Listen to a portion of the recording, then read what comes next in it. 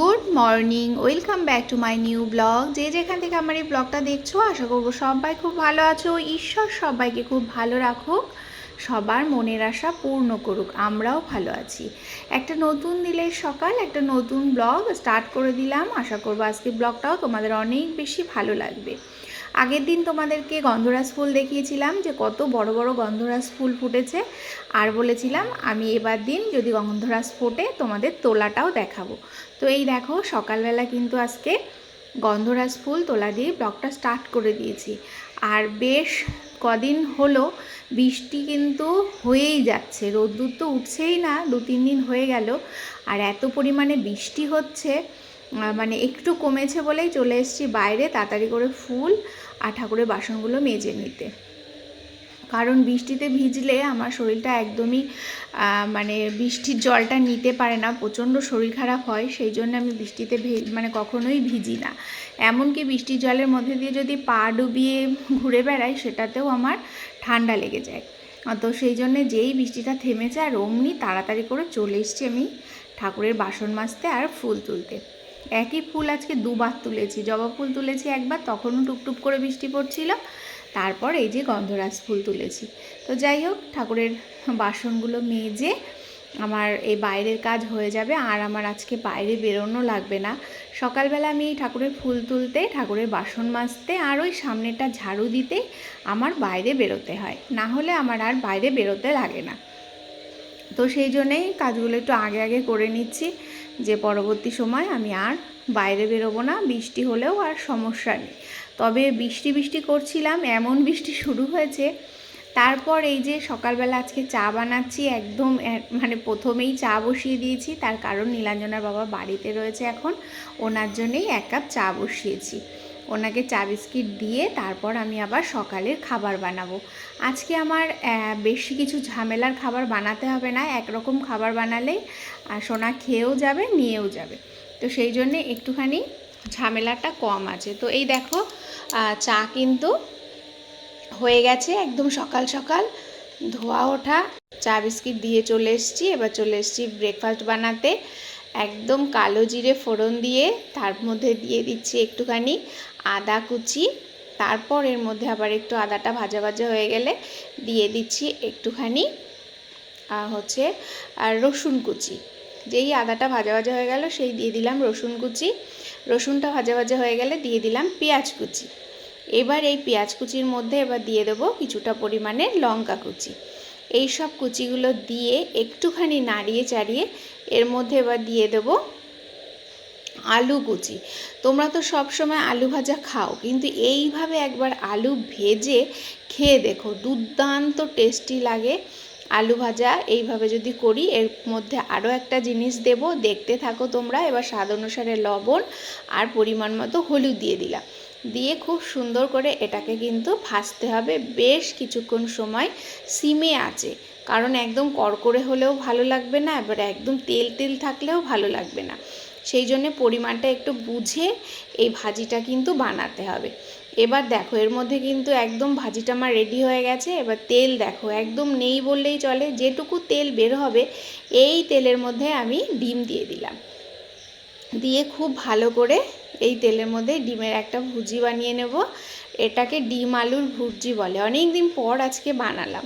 এই ডিম আলুর ভুজিয়াটা যে এত সুন্দর লাগে খেতে, যদি তোমরা এইভাবে বানাও তো দুর্দান্ত লাগে কিন্তু এইভাবে ডিম আলুর ভুজিয়া বানাতে। তো ডিম আলুর ভুজিয়াটা হয়ে গেছে। এবার দেখো আমি এখানে পরোটা বানানোর জন্যে আর পরোটাটা বেলে নিচ্ছি। আটাটাও মেখে নিয়েছিলাম আমার আলু ভাজা হতে হতে। তো এই দেখো, আর আমাদের বাড়িতে একটা সমস্যা কি বলো তো, আমাদের বাড়িতে নীলাঞ্জনার বাবা ট্রায়াঙ্গেল পরোটা একদম খেতে চায় না। ওনাকে এইরকম গোল রুটির মতন বানিয়ে সেইটাকে তেলে ভেজে দিতে হয়। আবার আমি আর মেয়ে ট্রায়াঙ্গেল পরোটা খেতে ভালোবাসি। পরোটা বললেই আমার যেন কেমন ট্রায়াঙ্গেল শেপের কথাটাই মনে পড়ে, না হলে পরোটা বলে আমার মনেই হয় না। তো সেই জন্য আবার ওনাকে যদি ট্রায়াঙ্গেল পরোটা করে দিই উনি আবার ভীষণ বিরক্ত বোধ করে।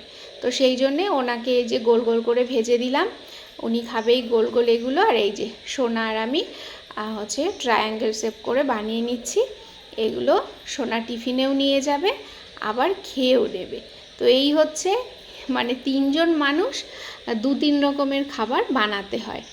উনি আবার সবসময় পছন্দ করেন না অনেক জিনিস, তো ওনার মন মতোই ওনাকে আমি বানিয়ে দিই।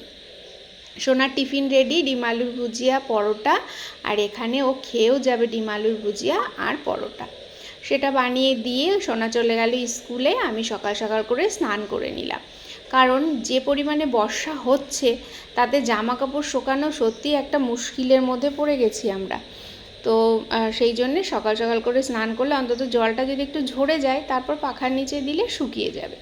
তো সেই জন্যেই একদম সকাল সকাল করে স্নানটা করে ঠাকুর পুজোটা দিতে শুরু করে দিয়েছি।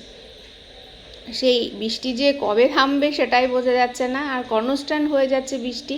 ওয়েদারটা তো ভীষণ সুন্দর, কিন্তু যারা বাইরে যেতে হচ্ছে তাদের কিন্তু প্রচণ্ড প্রবলেম হয়ে যাচ্ছে এই বৃষ্টির মধ্যে। আর এই বৃষ্টিতে ভিজলে তো শরীর খারাপ হবে, একদম অনস্বীকার্য, কিন্তু কিছু করার নেই। যে গরম পড়েছিল তার হাত থেকে আমরা সবাই একটু রেহাই পেয়েছি। এখন দারুণ একটা আবহাওয়া, কারেন্ট না থাকলেও পাখা না চললেও কোনো সমস্যাই হচ্ছে না, বেশ সুন্দর লাগছে আবহাওয়াটা। তো এই তো আমার পুজো দেওয়া হয়ে গেল, আর এখন তো আমি একা একা বাড়িতে, তো সেই জন্যে একটু কেমন কেমন লাগে। পুজো দিয়ে তারপরে লাঞ্চ রান্না করব। তো পুজো দিয়ে উঠে এখন চলে এসেছি লাঞ্চ বানাতে। উচ্ছে আলু ভাজি করব, আর খুব সুন্দর সিম্পল প্রসেসে একটা বেগুন দিয়ে আলু দিয়ে মাছ দিয়ে করব। প্রথমে মাছগুলোকে ভালো করে ভেজে নিচ্ছি, আর এটা জ্যান্ত মাছ, সেই জন্যে খুব সুন্দর টেস্টি হয়। কোনো রকম মশলা দেব না, না দিয়েই কিন্তু রান্নাটা করব। তো সংসারে যে কজনই থাকি না কেন, সংসারে সবার মনের মতন করে আমাদেরকে কিন্তু গৃহিণীদের চলতে হয়। যে যেমন খেতে পছন্দ করে মাঝে মধ্যে তার মনের মতন করে খাবার কিন্তু আমাদের গৃহিণীদের বানাতে হয়। তাতে কি হয়, প্রত্যেকটা সদস্যর মন ভালো থাকে, খেয়ে শান্তি পায়, আর সমস্যা হয় না। সেই জন্যে সবসময় চেষ্টা করতে হয় সবার মনের মতন করে রান্না বান্না করতে। তো এই দেখো মাছের পেটির মধ্যে খুন্তি ঢুকিয়েছি, সেটাই তোমাদেরকে দেখালাম। মাছগুলো ভেজে তুলে নিয়েছি, এবার এর মধ্যে শুকনো লঙ্কা কালো জিরে ফোড়ন দিয়ে দিলাম, ব্যাস, আর কোনো মশলা যাবে না।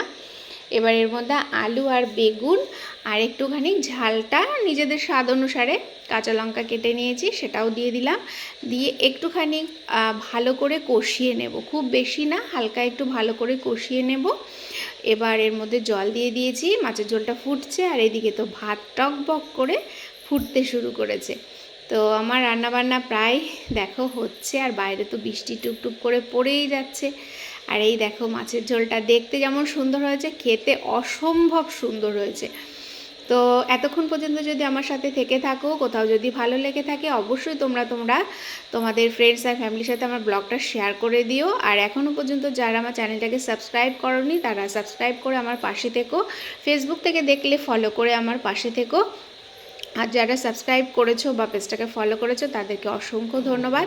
একটা কমেন্টসে জানিও ব্লগটা তোমাদের কেমন লাগলো। তোমাদের একটা লাইক, একটা কমেন্টস কিন্তু আমাকে অনেক বেশি উৎসাহিত করে নতুন নতুন ব্লগ বানাতে। তো রান্নাবান্না কমপ্লিট, সোনাও বাড়ি চলে এসছে, এবার আমরা খেতে বসবো। তো চলো নেক্সট একটা সুন্দর ব্লগের সাথে আবার দেখা হচ্ছে, ততক্ষণের জন্য সবাই ভালো থেকো।